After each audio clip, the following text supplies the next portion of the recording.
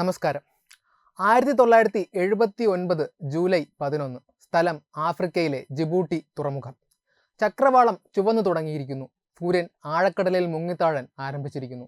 ആ തുറമുഖത്തോട് ചേർന്നുള്ള നടപ്പാതയിൽ ഒരാൾ അസ്വസ്ഥനായി നടക്കുന്നുണ്ട്. പ്രതീക്ഷിച്ച് നിന്നതെന്തോ എത്താത്തതിലുള്ള നിരാശയ്ക്കുമപ്പുറം ഒരുതരം ഭയമാണ് അയാളുടെ മുഖത്ത് അപ്പോൾ നിഴലിച്ചത്. നിമിഷങ്ങൾക്കകം ജിബൂട്ടിയുടെ പ്രാന്തപ്രദേശത്തുള്ള ഒരു ഓഫീസ് കെട്ടിടത്തിൽ നിന്നും ടെലിഫോൺ ഡയലർ പാഡുകൾ കറങ്ങുന്നു. മറുവശത്ത് ഫോൺ ശബ്ദിച്ചത് ജിബൂട്ടിയിൽ നിന്നും 3500-ലധികം കിലോമീറ്ററുകൾക്കിപ്പുറം നമ്മുടെ കൊച്ചു കേരളത്തിലായിരുന്നു.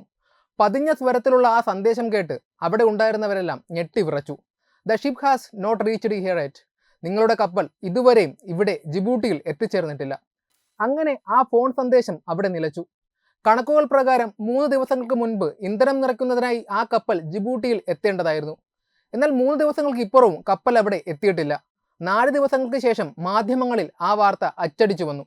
23 മലയാളികളടക്കം 51 ജീവനക്കാരുമായി ജർമ്മനിയിലേക്ക് യാത്ര തിരിച്ച കേരളത്തിന്റെ സ്വന്തം ചരക്ക് കപ്പൽ MV കൈരളിയെ കാണാനില്ല.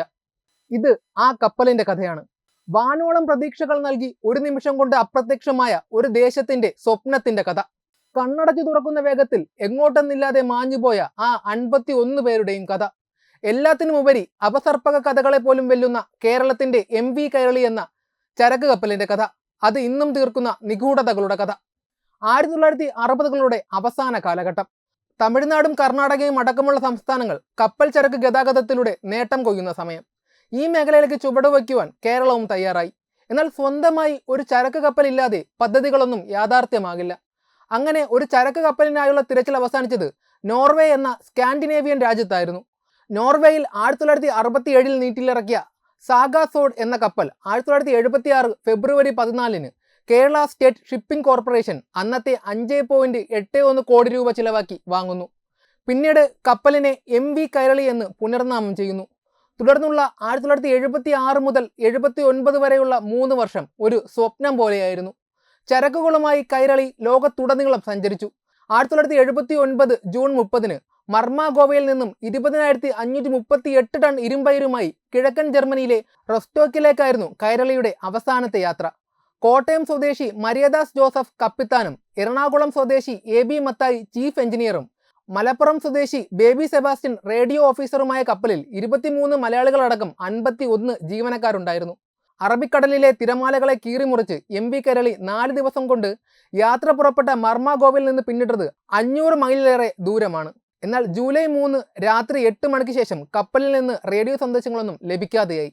എഞ്ചിൻ മുറിയിൽ ഒരു ബോയിലർ ഫീഡ് പൈപ്പ് പൊട്ടിപ്പോയെന്നും താത്കാലികമായി റിപ്പയർ ചെയ്തെന്നുമാണ് ക്യാപ്റ്റൻ മരിയദാസ് ജോസഫ് കപ്പലിൽ നിന്നും അയച്ച അവസാനത്തെ സന്ദേശം. കപ്പൽ പുറപ്പെടുന്നതിന് മുൻപ് റേഡിയോ സിഗ്നൽ സംവിധാനത്തിൽ തകരാറുകൾ ഉണ്ടായിരുന്നു എന്നും റിപ്പോർട്ടുകൾ വരുന്നുണ്ട്. യാത്രക്കിടെ ജൂലൈ 8 ആഫ്രിക്കൻ തീരമായ ജിബൂട്ടിയിൽ നിന്നായിരുന്നു കൈരളിയിൽ ഇന്ധനം നിറയ്ക്കേണ്ടിയിരുന്നത്. എന്നാൽ ജൂലൈ 11 കൈരളി തങ്ങളുടെ തീരത്തെത്തിയിട്ടില്ലെന്ന് ജിബൂട്ടിയിലെ ഷിപ്പിംഗ് ഏജന്റ് അറിയിച്ചതോടെയാണ് കപ്പൽ മുങ്ങിയതായി ഷിപ്പിംഗ് കോർപ്പറേഷൻ തിരിച്ചറിയുന്നത്. ജൂലൈ 15 കേരളത്തിലെ മാധ്യമങ്ങളിൽ MV കൈരളിയെ കാണാനില്ലെന്ന വാർത്തകൾ നിറഞ്ഞു. അന്വേഷണങ്ങളും ചോദ്യങ്ങളുമായി ജീവനക്കാരുടെ ബന്ധുക്കൾ ഷിപ്പിംഗ് കോർപ്പറേഷനെ സമീപിച്ചു. എന്നാൽ കാര്യമായ മറുപടികളൊന്നും അവിടെ നിന്നും ലഭിച്ചില്ല. സൂപ്പർസോണിക് വിമാനങ്ങളും യുദ്ധക്കപ്പലുകളും ഉപയോഗിച്ച് തിരച്ചിൽ പുരോഗമിക്കുകയാണ് എന്നായിരുന്നു ബന്ധുക്കൾക്ക് ലഭിച്ച പ്രതികരണം. തിരച്ചിൽ സംഘം ദിവസങ്ങളോളം അറബിക്കടൽ മുഴുവൻ അരിച്ചുപെറുക്കി. എന്നാൽ യാതൊരു തുമ്പും ലഭിച്ചില്ല. സാധാരണ കപ്പലുകൾ മുങ്ങുമ്പോൾ ഉണ്ടാകുന്ന എണ്ണപ്പാട പോലും സമുദ്രത്തിൽ കണ്ടില്ല. കപ്പൽ കാണാതായി 12 ദിവസങ്ങൾക്ക് ശേഷം മാത്രമാണ് തിരച്ചിൽ ആരംഭിച്ചതെന്ന ആരോപണവും ഉയർന്നു. കപ്പലിൽ നിന്ന് സന്ദേശങ്ങൾ ലഭിക്കാതിരുന്ന ഉടൻ തന്നെ അന്വേഷണം ആരംഭിച്ചിരുന്നുവെങ്കിൽ അവശിഷ്ടങ്ങളെങ്കിലും കണ്ടെത്താൻ കഴിയുമായിരുന്നുവെന്നും കോർപ്പറേഷന്റെ അനാസ്ഥ മാത്രമാണ് അന്വേഷണം വൈകിച്ചതെന്നും ജീവനക്കാരുടെ ബന്ധുക്കളും മാധ്യമങ്ങളും ആരോപിച്ചു. യമനിലെ സെക്കോത്ര ദ്വീപിന് സമീപത്തു കൂടി കൈരളിയോട് സാമ്യമുള്ള ഒരു കപ്പൽ കടന്നു പോകുന്നത് കണ്ടു എന്ന വിവരം മാത്രമായിരുന്നു ആകെ ലഭിച്ച തുമ്പ്. എന്നാൽ ആ വഴിയുള്ള അന്വേഷണങ്ങളും എങ്ങും എത്തിയില്ല. ഒടുവിൽ അന്വേഷണങ്ങൾക്കായി ഒരു കമ്മിറ്റിയെ നിയോഗിക്കാൻ ഷിപ്പിംഗ് കോർപ്പറേഷൻ തയ്യാറായി. കൊച്ചിയിലെ മർക്കന്റൈൻ മറൈൻ ഡിപ്പാർട്ട്മെന്റിലെ സർവേയർ ഇൻചാർജ് KR ലക്ഷ്മണ അയ്യരും പ്രൊഫസർ ബാബു ജോസഫുമായിരുന്നു അന്വേഷണ സമിതി അംഗങ്ങൾ. കൂറ്റൻ തിരമാലകളിൽപ്പെട്ട് കപ്പലിൽ സൂക്ഷിച്ചിരുന്ന ചരക്കുകളുടെ സ്ഥാനം തെറ്റി കപ്പൽ തകർന്നു മുങ്ങിയിരിക്കാമെന്നും അല്ലെങ്കിൽ സൊമാലിയൻ കടൽക്കൊള്ളക്കാർ തട്ടിയെടുത്തിട്ടുണ്ടാകാം എന്നുമുള്ള നിഗമനങ്ങളിലായിരുന്നു സമിതി എത്തിച്ചേർന്നത്.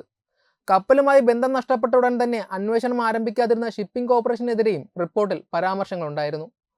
കപ്പലിന്റെ റഡാർ കേടായിരുന്നുവെന്നും യാത്ര മാറ്റിവെക്കണമെന്ന് ക്യാപ്റ്റൻ അഭ്യർത്ഥിച്ചിരുന്നുവെന്നും ഷിപ്പിംഗ് കോർപ്പറേഷനിലെ ചില ഉദ്യോഗസ്ഥരുടെ നിർബന്ധത്തിന് വഴങ്ങിയാണ് അന്നുതന്നെ യാത്ര പുറപ്പെട്ടതെന്നും വാർത്തകൾ പുറത്തുവന്നു.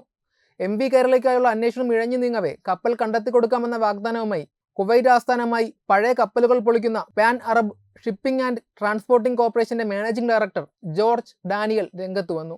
കപ്പൽ മുങ്ങിയിട്ടില്ലെന്നും തന്റെ കമ്പനി കണ്ടുപിടിച്ച് തരാമെന്നുമായിരുന്നു ജോർജ് ഡാനിയലിന്റെ വാഗ്ദാനം. കണ്ടുപിടിച്ചു തന്നാൽ മാത്രം 2.8 ലക്ഷം രൂപ പ്രതിഫലം നൽകണമെന്നും ജോർജ് ഡാനിയൽ ഷിപ്പിംഗ് കോർപ്പറേഷന് സന്ദേശമയച്ചു. ചർച്ചകൾ നടത്തിയിരുന്നുവെങ്കിലും പിന്നീട് കമ്പനി വ്യവസ്ഥകളിൽ നിന്ന് പിന്മാറി എന്നായിരുന്നു ഷിപ്പിംഗ് കോർപ്പറേഷൻ അറിയിച്ചത്. എന്നാൽ ഈ വാഗ്ദാനത്തോട് പ്രതികരിക്കാൻ ഷിപ്പിംഗ് കോർപ്പറേഷൻ തയ്യാറായിട്ടില്ല എന്നായിരുന്നു കപ്പൽ അന്വേഷണ കമ്മീഷൻ അംഗം പ്രൊഫസർ ബാബു ജോസഫ് പിന്നീട് തന്റെ ബ്ലോഗ് ലേഖനത്തിൽ എഴുതിയത്. 6,40,00,000 രൂപ കപ്പൽ നഷ്ടപ്പെട്ട വകയിൽ കോർപ്പറേഷന് ഇൻഷുറൻസ് വഴി ലഭിച്ചു. 37,730 രൂപ വീതം ജീവനക്കാരുടെ ബന്ധുക്കൾക്ക് വിതരണം ചെയ്തു. വർഷങ്ങൾ കഴിഞ്ഞിട്ടും വിവാദങ്ങൾ അവസാനിച്ചില്ല. ഷിപ്പിംഗ് കോർപ്പറേഷനിൽ കടൽ യാത്രയെക്കുറിച്ചോ ചരക്ക് നീക്കത്തെക്കുറിച്ചോ വൈദഗ്ധ്യമുള്ള ആരും ഉണ്ടായിരുന്നില്ലെന്നും പഴയ കപ്പൽ വാങ്ങിയതിൽ അഴിമതി നടന്നുവെന്നും ആരോപണങ്ങൾ ഉയർന്നു. കപ്പൽ കണ്ടെത്തുന്നതിന് പകരം ഇൻഷുറൻസ് തുക വാങ്ങാനാണ് കോർപ്പറേഷൻ താൽപ്പര്യം കാണിച്ചതെന്നും ജീവനക്കാരുടെ ബന്ധുക്കളുടെ കൂട്ടായ്മ ആരോപിച്ചു. കപ്പലിന്റെ ശേഷിയേക്കാൾ അധികം ഭാരം അന്ന് ആ അവസാന യാത്രയിൽ നിറച്ചിരുന്നുവെന്നും ചിലർ വെളിപ്പെടുത്തി. എന്നാൽ ഒരു തുമ്പ് പോലും അവശേഷിപ്പിക്കാതെ 51 ജീവനക്കാരും 20,538 ടൺ ഇരുമ്പയിരുമായി MV കൈരളി എങ്ങോട്ടാണ് അപ്രത്യക്ഷമായത് എന്ന ചോദ്യത്തിന് മാത്രം ഉത്തരം നൽകാൻ ആർക്കും സാധിച്ചില്ല. MV കൈരളി അറബിക്കടലിന്റെ ഇന്നും നമുക്ക് അജ്ഞാതമായ ഏതോ ആഴങ്ങളിൽ അന്ത്യനിദ്ര കൊള്ളുകയാണോ? അതോ സൊമാലിയൻ കടൽക്കൊള്ളക്കാർ തട്ടിയെടുത്ത് പൊളിച്ചു വിറ്റോ? ആ 51 ജീവനക്കാർക്കും എന്താണ് സംഭവിച്ചത്? 45 വർഷങ്ങൾക്കിപ്പുറവും ഉത്തരം ലഭിക്കാതെ ഈ ചോദ്യങ്ങൾ തുടരുകയാണ്. വെബ് ഡെസ്ക് തത്വമൈ ന്യൂസ്. ദിഗന്ത റിസോർട്ട്, അഹമ്മദാബാദ്, ഗുജറാത്ത്.